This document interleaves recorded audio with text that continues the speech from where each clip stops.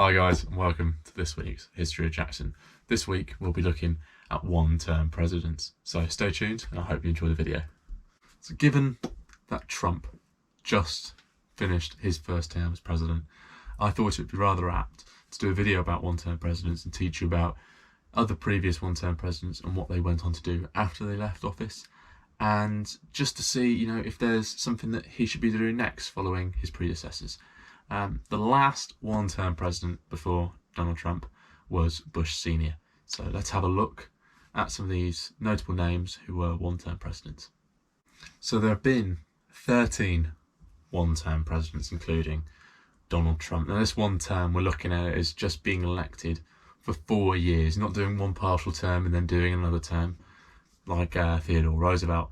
We're just looking at these people who've been elected for one term and served those 4 years. So some notable names who have been one-term presidents have been John Adams, who is mentioned in Hamilton, William Howard Taft, Jimmy Carter, Bush Sr. and Donald Trump.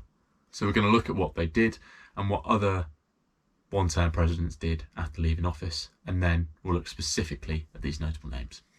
So when we look at the 12 previous one-term presidents, which is excluding Donald Trump, 7 of them retired after leaving office, while 9 out of the 12 did contest an additional election after their one term.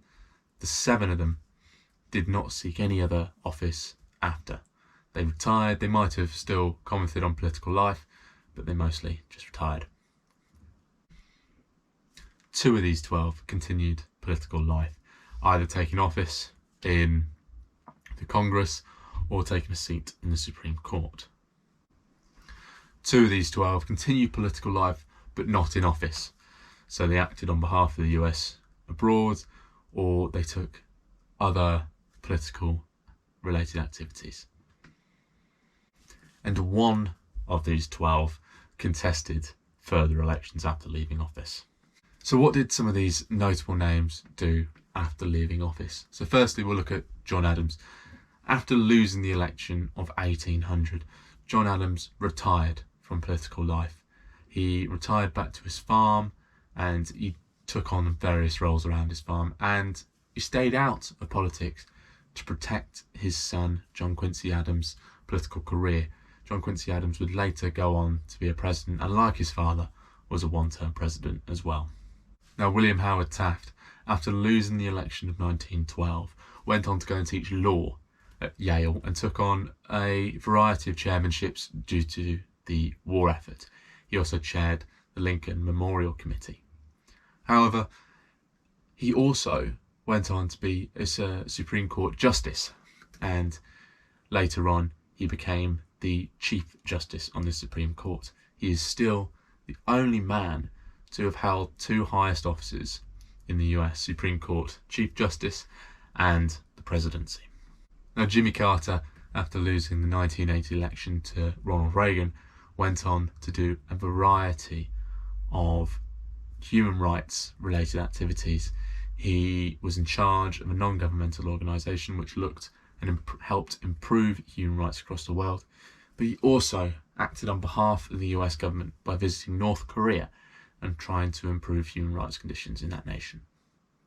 Now George Bush Sr., after losing the 1992 election, retired to his home in Houston.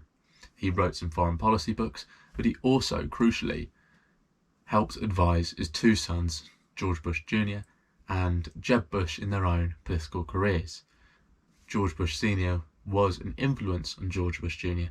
when George Bush Jr. appointed Dick Cheney as his running mate. So what next for Donald Trump?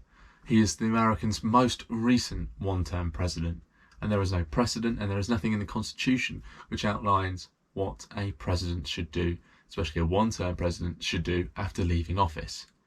Now, if he is following the activities of his predecessors, he could either retire, he could either work on behalf of the US government abroad, he could work to improve a human rights issue or any issue that he feels very strongly about, or he could seek re-election and continue his political life.